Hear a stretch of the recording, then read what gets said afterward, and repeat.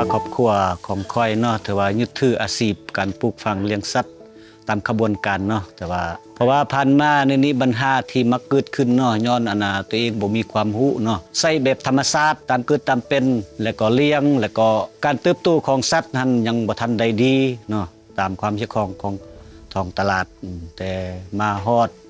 ช่วงปี 2000 ได้เขาเป็นสมาชิกสร้างตั้งกลุ่มเนาะแล้วก็มีโครงการเพิ่นมาสนับสนุนโดยเฉพาะก็แม่นเทคนิคเนาะเพิกอบรมเทคนิคการให้อาหารและก็การดูแลสุขภาพของสัตว์เนาะถ้าว่านับนั้นมานี่ถ้าว่า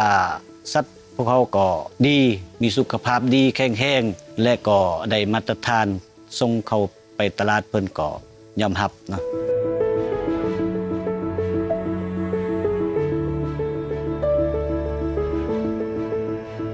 ทางโครงการได้สนับสนุนเนาะได้ช่วยเหลือแล้วก็มีเป็นหมู่พันธุ์เป็นพันธุ์เนาะเป็นลูกพันธุ์เนาะในจำนวน3ตัวแล้วก็วิชาการนี่ทางวิชาการเพิ่นก็ได้แนะนำเกี่ยวกับเรื่องการให้อาหารและก็การซักยาเพื่อป้องกันและก็ซักยาปิ่นปัวต่างๆและเพิ่นก็ได้ให้อาหารแบบพื้นบ้านเนาะโดยเฉพาะก็เป็นอาหารหมักเนาะได้เอามาจากป่ามาจากธรรมชาติมาให้เป็นอาหารหมู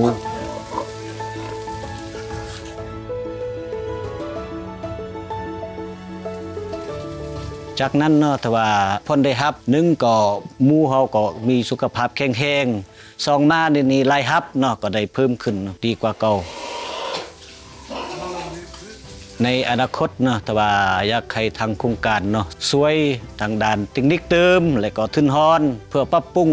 สถานที่นี้ให้มันเหมาะสมเนาะเพราะว่าปัจจุบันยังขัดคืนอยู่ดีกันเพิ่นเอามาให้ดีใจและก็ทุกสิ่งทุกอย่างพร้อมจะปกปักรักษาเลยนำใส่ให้มันต่อยอดไป